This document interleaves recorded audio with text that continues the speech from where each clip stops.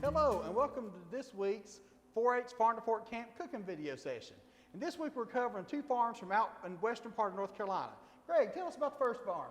Yeah, so the first farm we visited was Barber's Orchard, and they showed us all about their operation and how they produce apples, and also some of the value-added things that they're doing with their apples at that organization. Awesome. And then we visited, let's see, what was the name of that trout farm again? Sunburst Trout. Sunburst Trout. Oh, I love fishing. Absolutely. And so what we've got here is a bunch of different ingredients, and I guess you probably want to know what we're going to make, huh, Jackie? I've been waiting all day to find out what we're going to cook from those mountain ingredients. All right, so Mr. Benny was telling us how his wife has created all of these different pastries that she uses, and uses the apples from their orchard to make these as a value-added type of part of their operation. And so they were saying that they have different apple turnovers as well as apple donuts that they make. So I thought, you know, why not play on that pastry thing and see if we can make a pastry of our own. Now, do you remember when we had an intern that time and we did the Around the World cuisine and we talked about how France is known for their pastries? Absolutely. Amy was amazing. Absolutely. I think I know where you're going with this. Okay, so we are going to try to make our version of an apple cinnamon madeleine. And so if you're not familiar, a madeleine is a madeleine pan. And so this is a way to create a French-based pastry. And it kind of looks a little bit like a shell. And so, but we're going to do this. It kind of creates like a soft cookie almost in a way, or even like a small, thinner cupcake. And so we're going to give it a try and see if we can make this happen. So what do you think, Jackie? I think it's perfect. Plus, it gives me another reason why to use those pans we bought for that program. Absolutely. So the first thing we're going to do is we're going to get started breaking down our apples. And so the first thing is we're going to peel these apples. And so, Jackie, you think you could peel these apples for us? Absolutely. Is it okay if I use the peeler today? Sounds great. Now I have actually washed our apples because, you know, when these are coming off those trees, we don't know if something's been on them, so we want to wash them in cold water. Got them washed, and now I'm going to take the peeler, and what I'm going to try to do is I actually want to start at the top of my apple, and notice I'm coming towards me, but I'm keeping my thumb so it's protected by the apple. I'm coming around, and I'm just going to try to get as much of the peel off as I can, but if you notice, my peeler's not taking a lot of the apple away. I just want to get, leave all the nutrients I can on there, but when you're making a pastry, things like that, normally, you know, if I'm doing a rustic dish, I'd leave the skin on because there's a lot of nutrients in there. But when I'm doing a delicate dish, like a cookie or something, I don't want to have that skin on there. So that's why we're removing it for this particular recipe. And I'm going to go around, and it's okay if I have a little piece here and there on the apple. I'm not going to go back through and take everything back off of this particular apple, but I'm going to continue to use the same process as go through here. If you do not have a peeler, you could use a paring knife and slowly work yourself around, but please be careful, as you know, a paring knife is different and you're using a different cutting technique, which Greg could talk about, than you are when you're using it as a chef's knife with the bear claw and the pinch grip. All right, so now that Jackie has got these apples nice and peeled, I'm going to start by cutting them, and for this particular dish, what we're going to do is we're going to actually roast these ahead of time, and this is one of our first steps, and we're going to roast them, so I need to break them down a little bit so that they'll roast a little faster and a little bit quicker. So as Jackie mentioned, I'm going to use the pinch grip and the bear claw. So the bear claw is for your non-dominant hand, or the one that you're not going to be using with the knife, and your pinch grip is for the knife. And if you notice, I've choked up a little bit on the knife here, and that is so that I have a little bit more control. And the reason we use the bear claw is so that way we don't have any fingers sticking out as much that would potentially cause a more deep, dangerous type of cut if we were to have an accident. So what I'm going to do here is I'm just going to break them down, and I'm starting by basically decoring the apple. Now, if you have a decorer, you can use that. But for this purposes, I'm just going to make a couple of cuts to completely remove the core. Also, too, you'll notice that as the apple stands up, it's fairly flat and it's not rolling around. But as I start to make cuts, it gets uneven, and so then those parts start to fall to the side. I always say if it wants to fall, just let it fall and find another flat surface. So I'll find another flat surface, and then I'll continue my cut. So I'm just going to continue to cut these up and get them into a nice chop. They don't have to be perfect, but I want them roughly all the same size, because if I have a big, huge chunk, when I go to roast them, they're not going to cook quite as fast as if I had a little tiny piece. So I'm going to go ahead and finish up chopping these. And for this recipe today, we're actually going to double the recipe. So the recipe that you'll have will say for 2 apples, and we're going to actually add 4. So I'm going to continue to cut these up. And the reason we're doing that is just so we can make a little bit of extra and share with our friends here at the office. All right, so now that I've got these apples chopped up, I'm going to have Jackie bring me the pan, and I'm going to just put them on the pan, and then I'm going to have him put a little melted butter as well as some cinnamon on the pan, so that it'll add a little extra flavor to the dish. But before I do that, one thing that we failed to mention that we did do is we went ahead and matched the preheat on our oven. So this is one of the first steps you'll see on your recipe. So make sure you match that preset so that way it's preheating and it's ready for you when you get this ready to go in. All right, now you can see I'm spreading the butter across the apples. I want to make sure I get a nice even coating, and I can use my spatula if I need to stir it around. And we're going to put, it says 2 tablespoons of cinnamon, but what we're going to do is, instead of measuring this out, sometimes we just like to estimate. So I'm going to actually just sprinkle it on top as I go through and sort of see how it coats, and then I might give it a little stir and see if I need a little bit more. Now I've got everything coated, and I think these apples are ready to go into the oven. All right, now before I put these in the oven, a little oven safety we want to make sure you mention. Before you open up the oven door, please make sure you have your face back, because when you open it up, hot air is going to come out of the oven, and we don't want you to get burned. So we want you to open up the door just a little bit, it'll catch, and let that heat come out for just a second. Then open up your oven, and we want to put the apples in the center of the oven. And then we're going to shut it, and we'll set our timer for 10 minutes. Now we're going to check on our apples, so we're going to do the same step. We're going to open up the oven, let it air out for just a second before we open it up the rest of the way.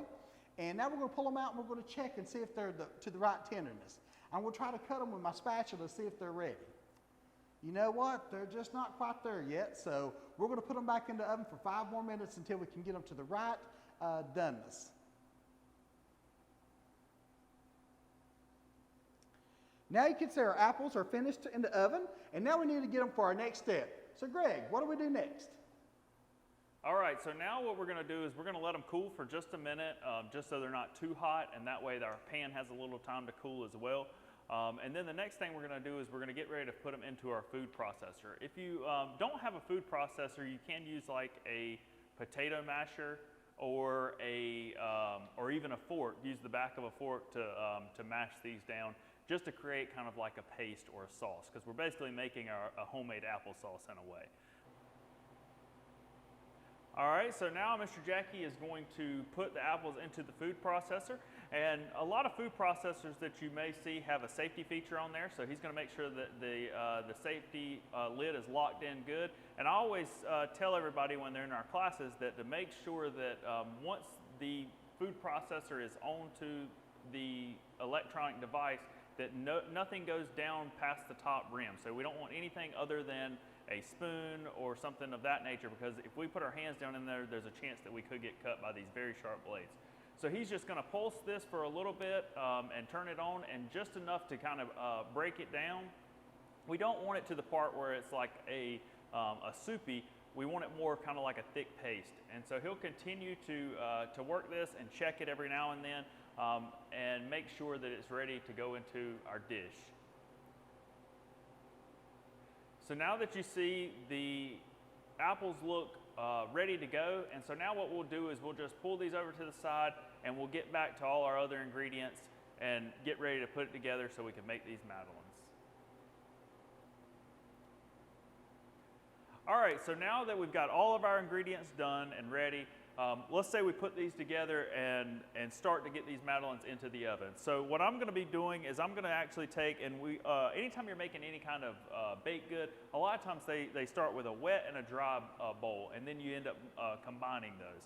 So what I'm going to do is I'm going to start our wet bowl, and I've got a couple things here. I've got some butter, I've got the apples that we used and we put in the food processor. I've also got some honey. And there's one thing that I'm missing that Mr. Jackie has over there, and that's the eggs. And so I see he's 1 egg shy, and so I think he's going to show us a technique for how to break that last egg. Exactly. One of the first 4-H workshops I ever taught in cooking had a chef show us how to properly crack an egg. And so we'd like to take a butter knife and actually do a little quick pop into that and see how nice and clean that opens up, and I don't have a bunch of shell left over. And I like to use a paper plate or something to put my eggshells on so I don't have a mess, because there are pathogens in eggs and we don't want to have that spread over. Food safety is one of those important things of cooking in the kitchen. Absolutely. And you'll see that I have melted butter here. Be aware when you're using or making a different types of baked goods. Sometimes they'll call for room temperature butter, or they'll want you to keep the butter cold, and maybe they want you to cut the butter in. So just make sure you're aware of that specific technique and follow those guidelines, because as me and Mr. Jackie know, with all of the things we've baked over the years, it really does make a huge difference as to following the directions when it's baked goods. Absolutely. Oh, these apples smell delicious. I can smell the cinnamon in there. And if you notice too, I've also got a little extra cinnamon added to our flour. So feel free, if you really like cinnamon, to add a little bit of extra to that as well. All right, so I'm gonna get these eggs in here.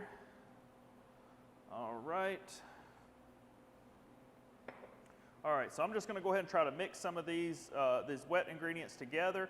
And I'm doing it here with a spoon. I also may pull out a whisk in a minute just to check and see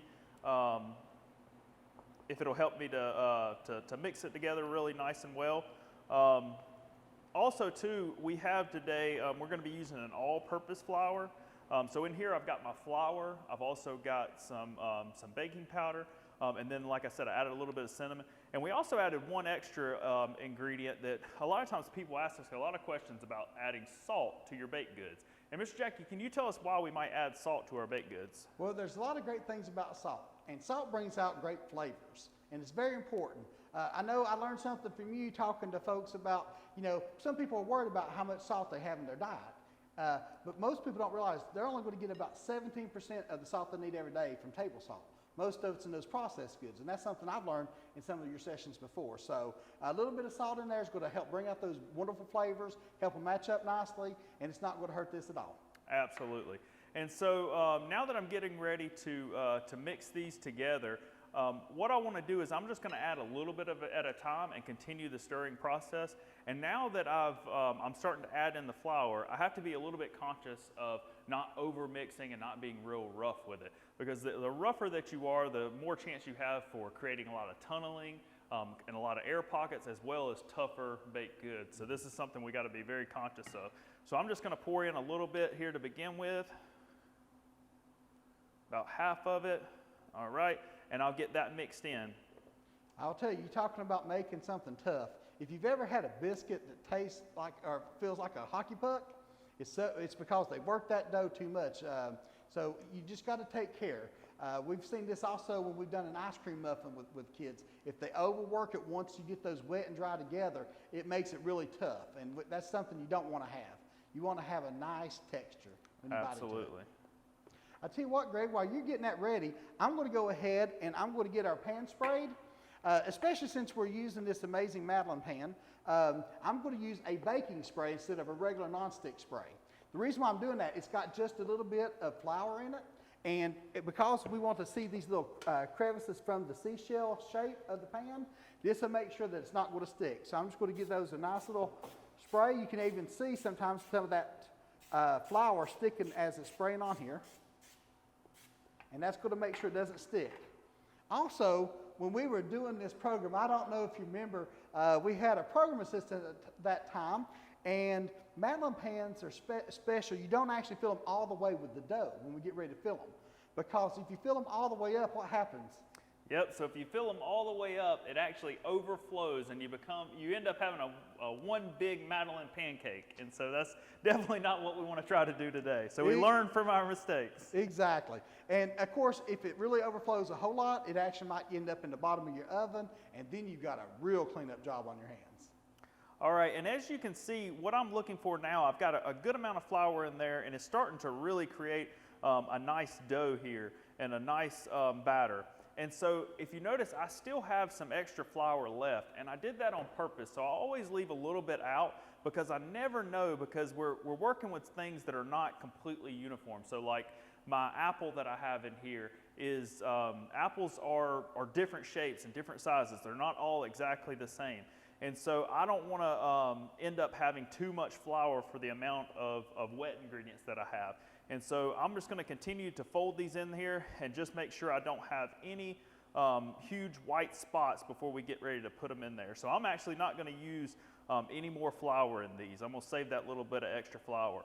And so that's always a good tip, to not put everything in all at once. And as you do this enough, you'll start to know what your batter should really look like. And it just takes time and practice. And that's what's so fun about making any type of dish or any type of food, is that we really get to follow that 4-H motto of making the best better. So every time you do it, you're going to get better and better at it. Absolutely. All right, so I'm just checking around here, and I'm looking and just making sure that I don't see any big flour spots. And I've got a little bit here on the sides, and so I can kind of scrape those down, but I don't want to see any real big flour pockets. All right. All right, Miss Jackie, I think these are about ready for you to spoon in and get ready to get them baking. All right, so I've got a clean spoon ready to put it in. all right. Now, I will tell you, sometimes if I was doing this for a party or friends coming over, I might actually cheat just a little bit and have like a cookie scoop, so I can make sure everyone's getting the same amount. But not everybody's got that. So I'm going to go with a traditional spoon, a little plastic spoon. And what I'm going to try to do is I'm going to try to shoot for the very center of the pan. And just so you can see it's got room as it's going to grow and hopefully not be too big. So I'm just going to, like I said, try to get it right to the center of that pan and drop down each one just like that.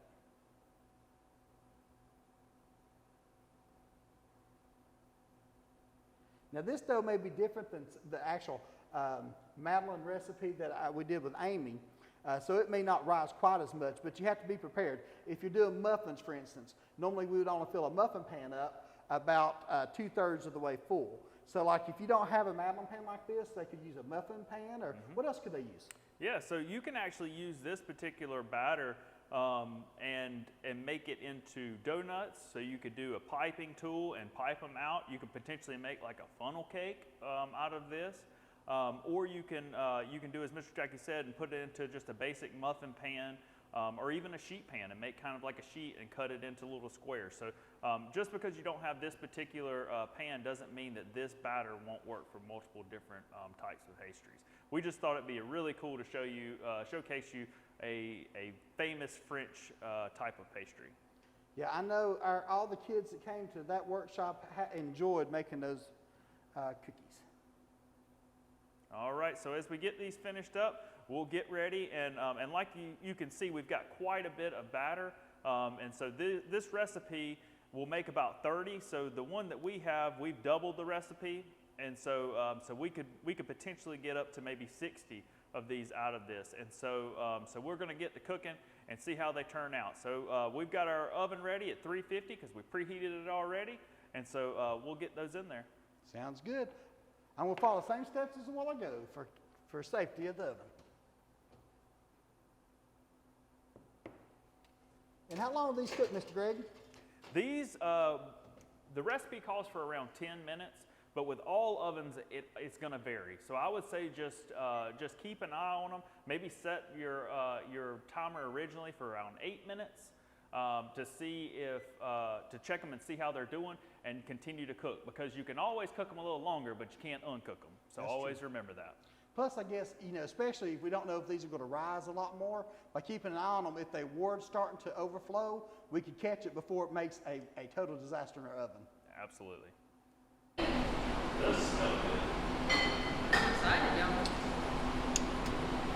All right, we've pulled our Madeleines out of the oven. As you can see, our first batch we've already got cooling down.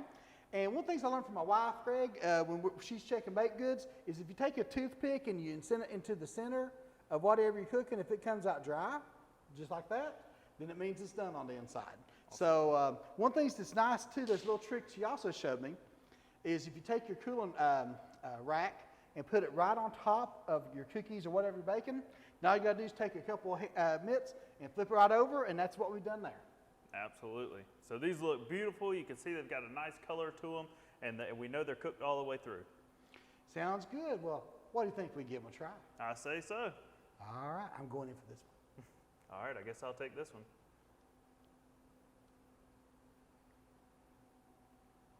They have a really great texture, cooked all the way through, still warm and fresh. You know who would love these? Selena. I bet she really would like these. Well, I guess it's time to think about that trout next. Yep, let's get on to that next recipe.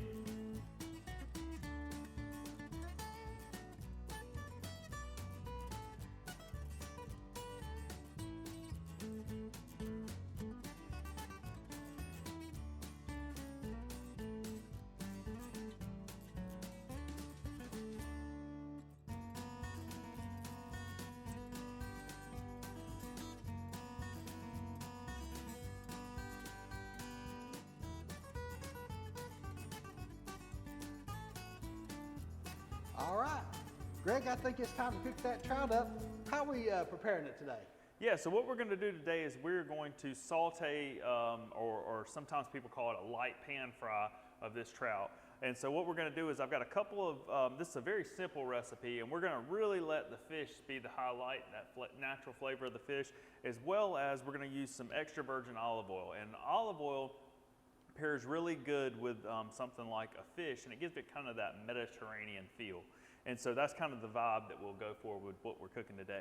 Now you'll notice I have two different types of oils. So I have they're both olive oil, but one is a light olive oil, so you can see the color is much lighter, as this one's a little bit darker. This one's gonna have more flavor. It's gonna have more of that olivey kind of, that olivey taste, texture and all in your mouth, whereas this one will be much lighter. So if I didn't want to have a lot of that punch, I would use a lighter flavor. But for this, because we're not going to have a ton of added ingredients, I'm going to use this and let it really stand out. So that's my goal. So what I'm going to do is I'm going to go ahead and I'm going to turn my burner on, and I'm going to do something around medium high, because I don't want it like super, super hot, like if I was going to blacken it, but I don't want it, I want it hot enough to where I can get a nice sizzle. So I'm going to let that start to warm up a little bit, and then I'm going to get ready to put in my olive oil. Also, the other things that will be in here is I've got some garlic. I've got some minced garlic. Now, if you didn't have garlic, or if you had dried garlic, you could mince it up on your own. But what we're going to do to save a little time is we actually have a jar from another program left over, and we're going to actually use that minced garlic, because we always like to try to reuse and not waste a lot. Also, I have some cherry tomatoes, and these are local tomatoes, and I've actually went ahead and halved those. And so I'm going to throw those in there, really give it that Mediterranean taste. And then the last thing is that always, anytime I'm cooking any type of meat, the highlight to really bring out the flavor, salt and pepper. Doesn't have to be super complicated to be tasty. That is awesome. Sounds great. I can't wait to hear and smell those smells. All right, so I'm going to go ahead and put a little bit of this extra virgin olive oil in there, and I'm going to try to go for just a couple of tablespoons. And so I don't normally measure when I do something like this. If you're a little new to it and you want to measure it, that's fine, but it's just one less dish to have to clean up. So I'm going to put that in there, and I'm going to let that move around a little bit. And now a lot of times people ask, well, once the oil goes in there, can I throw my fish in there right away, or can I throw my ingredients in right away? And I normally say I'd let it heat up just a little bit. So you want to make sure that you're letting the temperature of that pan translate through some of that oil. And you can start to, with extra virgin olive oil, you can start to really smell it. You can already smell that. And this is another thing too, if you're using this type of oil, you don't want it to be too high of heat, because it has a much lower smoking point temperature. So you don't want to burn it, because it'll definitely give you a very off taste. So what I'm going to do now is I'm just going to move it around and get ready to throw in these tomatoes. And so all I'm wanting to do is I'm just wanting to soften them up a little bit. I'm going to put a little garlic in there with them as well. And another thing with garlic too, always be careful. It's normally not going to take more than just a couple of minutes, because if you cook it too long, it could start to burn. All right, so I'm going to go ahead and throw these in there. Now, Greg, I noticed that you cut those in half. Could you actually put them in whole if you chose to? Yeah, so you could actually put these in whole. You could even actually use, if you didn't have the cherry tomatoes like this, like fresh ones, you could even use a can of diced tomatoes. So if you have a can of diced tomatoes, you could throw the whole thing in there, or maybe even drain a little bit of the liquid out before you put it in there, and that would work just as well. So I'm going to let that start to saute a little bit, and then I'll talk to you a little bit about our fish that we're going to be using today. So a fish that you may or may not be familiar with eating and cooking would be trout.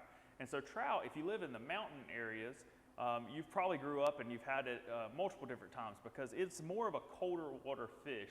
And so we don't seem to have them as much in the Piedmont or in the coastal region because of the fact that the water is just a little too warm year round to make them happy and continue to grow. And so we tend to have more fish like catfish and bass and brim and those types of things. Whereas up in the mountains, trout and trout fishing and growing trout is a very big production kind of thing. And they actually source at Sunburst Trout, the place that we went and visited, they source their trout all across North Carolina. So really cool operation. You know, I grew up in East Tennessee, but we lived right on the state border, and we'd actually come over into North Carolina and do some trout fishing in some of those streams through there. And the first time I went, you know, I'm used to fishing for catfish and other things. I did not have the right bait, and they took some corn and put some corn on my hook, and I caught my first trout using corn in North Carolina rivers up in those mountains. That's pretty cool. Yep, I've actually never been trout fishing, so that's something I'll have to try sometime. Sounds good. All right, so I can hear this starting to get some sizzle to it.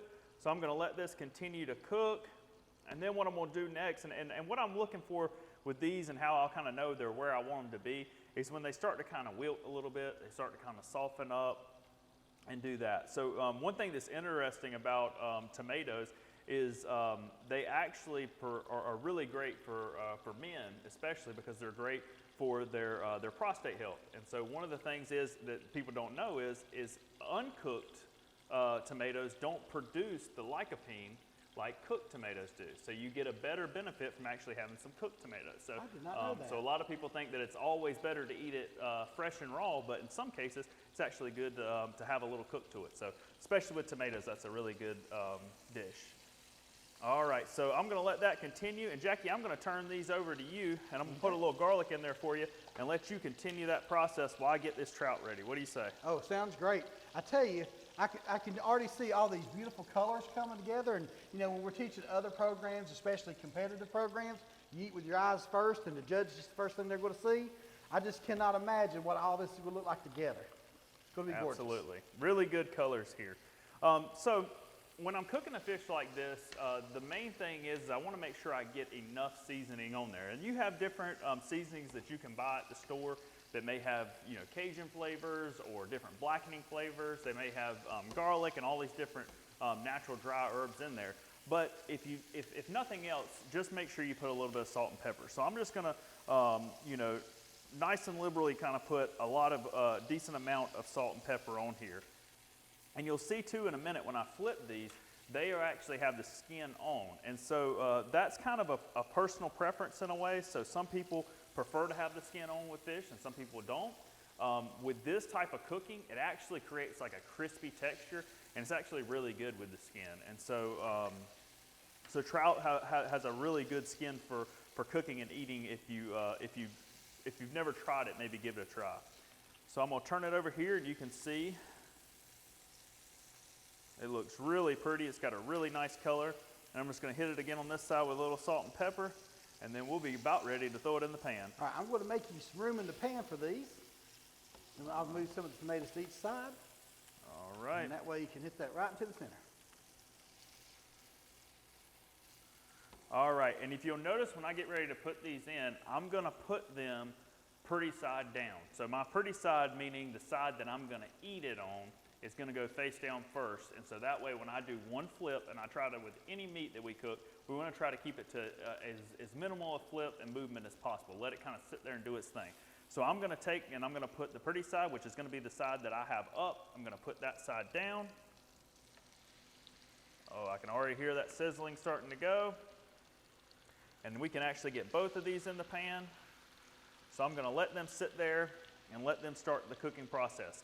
And so what I'm going to do now is I'm just going to move some of these tomatoes around a tad, and then we're going to let those flavors start to cook. And a lot of times I often say, well, why are you using two different utensils, or why do you have two different sets of tongs? And so when I put this in there, there's a potential for cross-contamination. So if I take it out with these and the finished product, These may have some of the raw juices on it, and I could retranslate those back onto to the cooked fish. And so we don't want to take any chances of getting someone sick or any types of foodborne illness. So that's why we'll use a separate one. So what I'll do is I'm gonna let it sit for a minute, and then when we get ready to flip it, it should be cooked enough in the pan on both sides that when Jackie uses it with that, he'll be good to go. Perfect. You can just, those smells are amazing. I wonder if you did the word thing again, because it said retranslate. I said retranslate. Yeah, I guess you were going. You can edit it. Who knows where I was going? I was too much talking for me. I needed more Jackie, less me. Well, see, the problem is I'm trying to figure, sometimes like, I don't know if you're ready for me to say something or not, and I'm afraid to say something where Yeah, we'll you're walk fine. over each other. Am I just getting it in the pan? Yeah, You we're wanna- just, you do it. Okay. I don't know when to turn it, so. I just think it'd be a really cool little.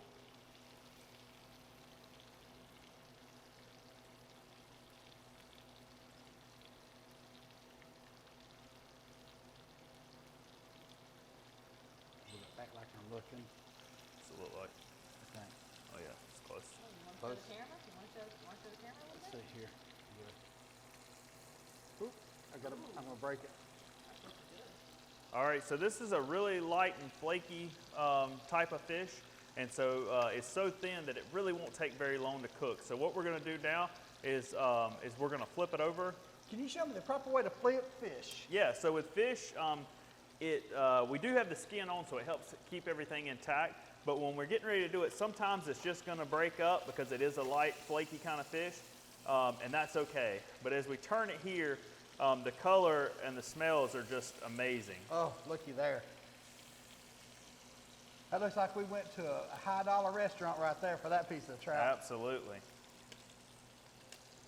Now, I was listening to the radio yesterday on my drive home, and I actually heard that the farmer or a chef in Raleigh who uses local ingredients from across the state, he was actually talking about getting his fish from Sunburst Farms, and he features it at the restaurant in Raleigh. So, That's awesome. you know, and when people think about local foods too, you know, we do a lot with local foods. We're not asking everybody to go out there and buy 100% of their food locally, but we are trying to encourage people to get about 10% of their food locally if you can. So if you can support those local farmers when you can, have that opportunity. And plus, when you can go out there and see these things in season, pick those fresh berries and get to know those folks, you're going to make some lifetime friends for sure. Absolutely. And 10%, that also can include supporting businesses that support and source their food from local sources as well. All right, so this is about ready to go in, or about ready to come out. All right, so what I'm doing is I'm just going to temp the meat, and that way we know that it's finished and done. We want to make sure it's a minimum temperature of 145 degrees Fahrenheit. So this is nice and done. So I'm going to go ahead and turn off my burner and get ready to pull it out of the pan. And it just has a really beautiful color. And so each one of these would basically be one serving.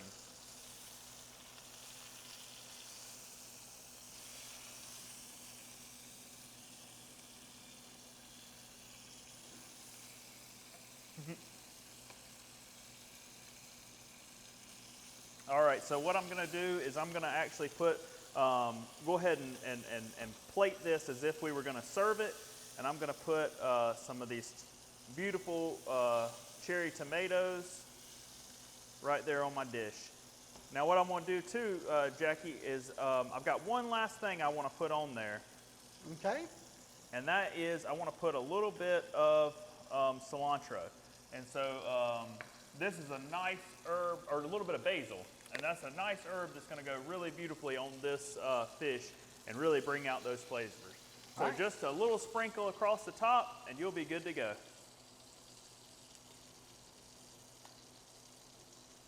How's that look? Maybe a little more. You know, That's I more? really love basil. Well, that's why I wanted to That's make sure. it. Great job. I wanted to go easy just in case. So, so this is a really beautiful finished product, and you also see that I have a lemon wedge. Anytime you're cooking fish, sometimes it serves great with lemon fresh on the plate, whether it's going to be to use to clean your hands and get some of that fishy taste off at the end, or if you actually want to take it and squeeze a little bit of the fresh lemon juice right on top. I tell you, we got both of our plates now. I think it's an amazing dish for our mountain trip to visit those farms. So we'll have to make it out to Western North Carolina some more and see what else they've got for us besides trout and apples. Yep, we hope you enjoy these recipes, and we'll see you next time. See you next time.